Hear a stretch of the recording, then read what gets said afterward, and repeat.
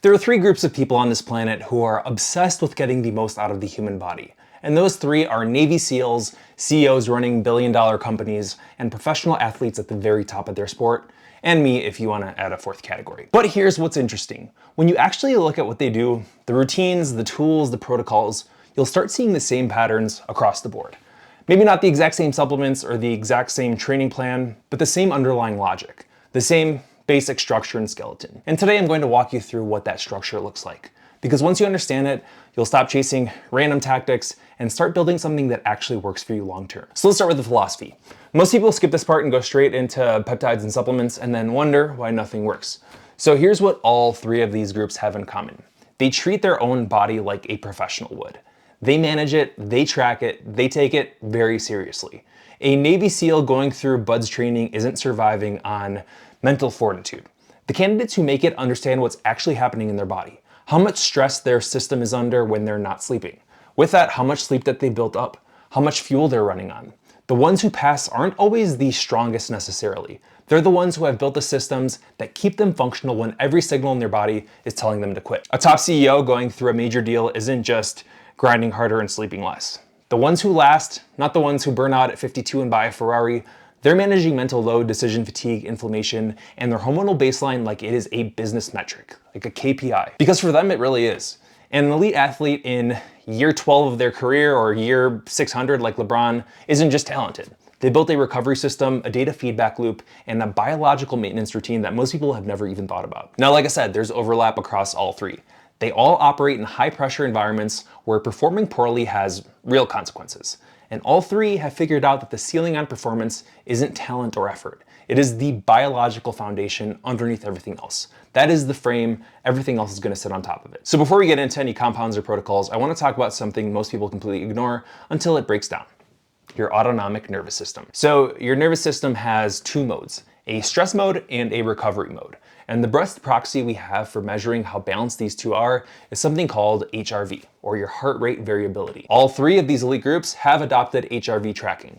Not as a trendy biohacking thing, it's an actual operational signal. SEAL teams have used HRV to determine training load. The NFL and NBA have built entire sports science departments around this. And serious longevity-focused executives check it as part of their morning routine. Now, why does this matter? Because it tells you whether your nervous system is in a state where it can absorb stress and actually adapt from it, or whether pushing harder is just going to drive you deeper into the ground. So here's the practical takeaway. Before you add some more caffeine on, crazy training, or intense cognitive work, you have to know where your baseline is. If your HRV has been lower than your average for multiple days, your body's telling you that it's not doing okay, it's in a bit of a deficit. Ignoring that and just pushing harder is one of the most common and costly mistakes in performance. So what do the elite actually use to support nervous system health? It's a few things, some of them basic, some of them less so. The first is breath work. There's a pattern called cyclic sighing, which is basically, you may have heard this from Huberman, but 2 inhales and then 1 long exhale. Research actually shows that this is one of the most effective tools for quickly calming your stress response. Second is cold exposure, strategically of course, not as like a daily punishment, I'm so tough in my ice bath, but just timed around recovery to support dopamine and norepinephrine signaling. Third is ashwagandha, specifically the KSM-66 extract at 300 to 600 mgs. It has real clinical data behind it for reducing cortisol and actually improving your HRV over time. But the goal isn't to be super chill, super calm like a zombie, it's to build a bigger gap between your resting state and your breaking point. That's what elite performers have that most people don't, is that wide gap. Now, if you know me, you know I love history, so let's go back a little bit. Because what's happening in boardrooms and training facilities today didn't just come out of nowhere. It has some history. Good old World War II, the German military was giving soldiers a methamphetamine compound called Pervitin to keep them aggressive and suppress fear. Surprisingly, or I guess unsurprisingly, it worked in the short term, but it destroyed a lot of young men in the long term. And the point isn't to glamorize that, it's just to show that militaries have been using drugs to manage soldier cognition for almost 100 years. And the question was never whether to do it, it was always about finding something that actually could work sustainably. So by the Gulf War, the US military had moved to modafinil, a wakefulness drug originally built for narcolepsy, to keep their pilots and special operations soldiers sharp when they were sleep deprived. This one works a little bit differently from traditional stimulants. It's a little less body activation, less euphoria, more targeted mental wakefulness. The military chose it specifically because it doesn't mess with the fine motor control or decision making the way something more euphoric like amphetamines did. Modafinil and its good old successor armodafinil are still used in executive and special operations settings today. They just have a lower addiction risk, they're longer lasting, and some solid clinical data behind sustained cognitive function under sleep restriction. This isn't fringe stuff, it's actually well documented. But the big shift in the last decade is a move towards compounds that build your capacity rather than drain it like amphetamines. And this is where the current generation of high performers have separated themselves from the, good old caffeine and I guess methamphetamine era. Let's start with alpha GPC. This is a compound that supports acetylcholine, the brain chemical most tied to learning, memory, and muscle coordination. At 300 to 600 milligrams, it's consistently shown to be in the stacks of people who are serious about their focus and mental output. Athletes even use it for the physical coordination side. It's actually in some energy drinks as well. Executives use it for working memory. It really does both. Next is Cimax, and this is where it gets a little bit more advanced. Cimax is a synthetic peptide developed in Russia, originally for stroke recovery, and it's become one of the most interesting cognitive tools in use today. It is administered either injection or intranasally through the nose, and it acts directly on brain pathways tied to focus, working memory, and the brain chemical BDNF, or brain-derived neurotrophic factor. This is really helpful on high-demand days and in complex problem solving, situations where mental performance actually matters. That's when serious operators use this. This isn't something you use every single day, tolerance will happen, but it's low addiction and a precision tool. I really enjoy this one. The best description I can give you is like your brain brushed its teeth, feels fresh, or like you slept 10 hours for 7 days straight and you're just fresh and alert. Next is Cimax's close cousin, Selink, and this one works a little bit differently, and it's more about reducing anxiety without sedation. It lowers the kind of mental noise that gets in the way of performance under pressure. High stakes situations where cortisol and nerves could be the main cognitive limiters. That's where good old Selink fits. And Nupept, a synthetic nootropic with strong research behind it from, you guessed it, Eastern Europe on memory consolidation and brain protection. Lower doses, relatively consistent use, most effective during periods when you're doing a lot of learning, like you're in school or just learning anything. None of these are recreational compounds. They're just precision tools being used by people who take their cognitive health seriously and want to expand their capacity rather than borrow tomorrow's energy and focus for today. Now, you could use the best nootropics in the world. You can build the most intense, elite morning routine possible. But if your hormonal environment is off, you're gonna be running on a broken engine. And this is the section that a lot of people skip or just treat too lightly. So let me be direct about what the elite actually track and why. Testosterone, obvious starting point, but serious practitioners look at the full picture. Not just the total testosterone number, but how much is actually available to your body. What is your estrogen doing? What does your growth hormone output and eventually your IGF-1 look like? A single testosterone number in isolation doesn't really tell you much. Two people can have the same number and have completely different amounts of usable hormone or free testosterone. Context here is going to be everything. So for boosting that free testosterone, Tongkat Ali and boron have shown some clinical data to help out. I take boron myself. It's helpful for getting that free testosterone a little bit higher. And now the peptide space is where it gets really interesting for athletes and serious optimizers. And honestly, a lot of people that actually run peptides and have been using them for the last few years are people in these more elite areas. Maybe because they're expensive, but also because they're interested. CJC 1295 paired with ipamorelin has become one of the most widely used protocols for optimizing growth hormone without injecting, synthetic recombinant growth hormone directly. Basically, it works by telling your body to produce more of its own growth hormone in a way that maintains your natural hormonal rhythm, which is usually smaller pulses during the day, maybe one larger one at night. Recovery, body composition, sleep quality, joint and tissue repair are the four main areas where people see results with these. Epitalon is another peptide worth understanding. It was developed by a very serious longevity research institute in Russia. It works on a mechanism tied to cellular aging or telomerase. If you remember, we have telomeres at the end of our DNA. It gets shorter over time as we age. This makes it longer. And of course, works in the part of your brain that controls your sleep cycle. The longevity-focused executive community has been using this one for some time now, and it's not mainstream yet. But neither was NAD plus a decade ago. Now everyone is getting NAD infusions, injections, or taking NR or NMN. BBC 157, of course, deserves its own mention here. Consistently shows results for speeding up the repair of tendons, ligaments, and your gut lining. Athletes with chronic connective tissue problems, executives managing physical wear and tear, this is a staple in serious recovery protocols. But the core principle across all of this is that the hormonal and peptide layer isn't just about injecting a shortcut. It's about building the biological foundation that allows everything else to function at a high level consistently for a very long time. Now, of course, I do have to talk a little bit about nutrition, and I'm not going to talk about it in a meal prep or macros generic way. If you're watching this, I'm assuming you're past that. So what I will tell you is that the most interesting nutritional tool to spread through elite performance circles in the last few years is a continuous glucose monitor, a CGM. These were designed for diabetics, but what high performers discovered is that they're an incredible feedback tool for understanding how your body responds to food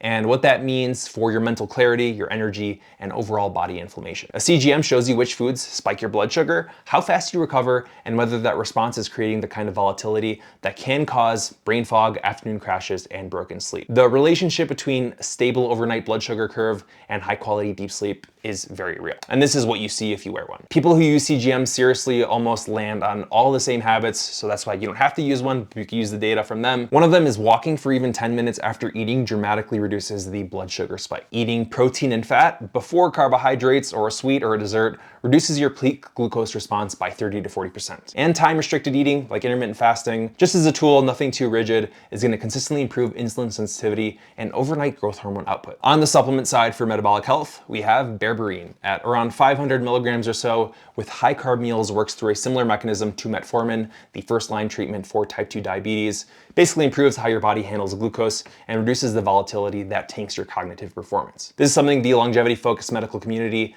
has been using as a non-prescription metabolic tool for years, although some people are using metformin for longevity anyway. I'm Greek, don't you think I'd forget about omega-3 fatty acids?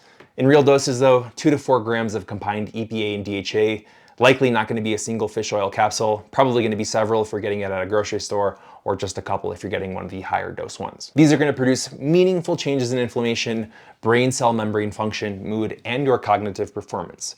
The military has specifically funded research on EPA and DHA for brain injury and PTSD. At high doses though, it stops being a wellness supplement and starts being a pharmaceutical grade intervention, can thin your blood. I'm a doctor, not your doctor. Talk to your doctor. Moving on to sleep. I do want to spend a few minutes here because even serious, sophisticated people still leave so much on the table with sleep. Roger Federer, LeBron James, Usain Bolt, a lot of these guys famously sleep 10 to 12 hours during peak training and competition. Whether that's true or not, still, these aren't lazy people, and they've understood something that took the rest of the performance world a very long time to catch up. Sleep is not passive. It is an active process where every adaptation from training gets locked in, every hormonal cycle completes, and every cognitive resource gets restored. There's a waste clearance system in your brain that operates almost exclusively during deep sleep that only happens for a few hours. Metabolic byproducts, inflammation markers, damaged proteins, they get cleared out during deep sleep in a process that directly relates to your long-term brain health. When you don't sleep, you're not just tired, you're actually accumulating neurological debt. So what serious sleep protocols usually include: magnesium threonate is one of them, specifically this form because it crosses into the brain and directly supports sleep architecture in a way that other magnesium forms don't really do. Apigenin at 50 mgs, a plant compound that acts on the same receptors as sleep aids, but without creating dependency or rebound insomnia. And phosphatidylserine is another underrated gem at 200 to 400 mgs, which blunts the late night cortisol spike that can suppress deep sleep in high stress people. If you wake up at 3 or 4 or even 5 a.m., amped, ready to go, this is where phosphatidylserine could come in. And of course, temperature. Your core body temperature has to drop 1 to 3 degrees Fahrenheit for you to get into and stay into deep sleep. That means pretty cold room, call it 60 to 68 degrees. This is why cooling mattresses and those technologies have become very common in athlete and executive circles, because they actually work. These aren't luxury items. I guess the price tag is a luxury item, but it is a sleep engineering tool. The SEAL community historically trained under extreme sleep deprivation as part of their doctrine and their training. But what came out of that, including through former SEAL physician Kirk Parsley, is a clear understanding that the performance hit from sleep that is not linear. Past a certain threshold, it is exponential. And the dangerous part is that after several days of sleep restriction, your subjective sense of how impaired you are is going to decouple from your actual performance. You might feel fine, be like, I'm fine, I've been sleeping 5 hours a day for years, but your action time and decision quality are significantly degraded. You don't know what you don't know, my friend. So I've talked about tools and compounds and protocols. Now I want to zoom out and talk about the one thing that actually separates people who use these tools effectively from people who just collect information and never change, buy a lot of books and never do anything about it. So the elite in all three of these roles are not doing more. Their goal is to do less, but with more precision. They built the systems that make the right behaviors automatic. You don't want to be dependent on motivation to achieve a high level of performance. So let me walk you through a little bit more about what this could look like. So it means your environment is set up before your willpower is even tested. Morning light exposure isn't something you have to remember. Your routine leads you straight into it. Whether you have your coffee cup by the window where the sun is coming through just to get some sun in your light bulbs, or you have a big ass bright light that is shining in your face when you sit at your desk in the morning, I don't care, get some morning sunlight. Your hardest cognitive work happens in that 3 to 5 hour window after waking when your prefrontal cortex is running at its best. Your most important decisions don't happen at 5 p.m. when your energy is dipping and your stress hormones are not in the right place. This is what people like Ray Dalio and former LinkedIn CEO Jeff Weiner have talked about publicly. Not supplements, but systems. The way you structure your calendar, how you batch decisions, how you protect your deep work, how you deliberately transition between output and recovery. Naval Special Warfare has a concept baked into their selection process called stress inoculation. So the point of Hell Week isn't to find people who can survive just one brutal week. It's to find people who can build and maintain their operational systems under conditions of total physical and mental degradation. The training builds a system so when that environment becomes chaotic, the person doesn't just fall apart. That is the literal adaptation being trained for. Your version of that could be dipping your toes in, doing some cold exposure that keeps your nervous system comfortable with discomfort. It might be occasionally restricting sleep intentionally so you know how your cognition degrades and can actually recognize it in real time when that does happen. It could be fasting protocols that make your metabolism flexible so you can think clearly regardless of what you've eaten and when. The system isn't just what you do, but it is also what you protect. Protecting your mornings and nights from artificial light from your phone.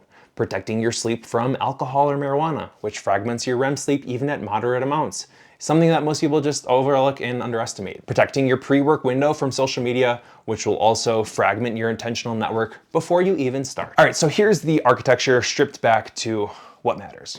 1, the nervous system is the foundation. HRV is going to be your feedback signal. Everything else sits on top of a stable, resilient baseline. 2, cognitive performance can be managed, but you have to be precise about what you're managing and why. The goal here is to find calibration. 3, the hormonal and peptide layer is where the serious long-term gains live, but it does require testing, context, and of course professional guidance, but the information is out there and the tools are out there as well. 4, nutrition isn't just about being strict and not eating cookies. It's about stable blood sugar, metabolic flexibility, and cutting the inflammatory noise that's gonna degrade your cognition, mood, and recovery. 5, sleep's important.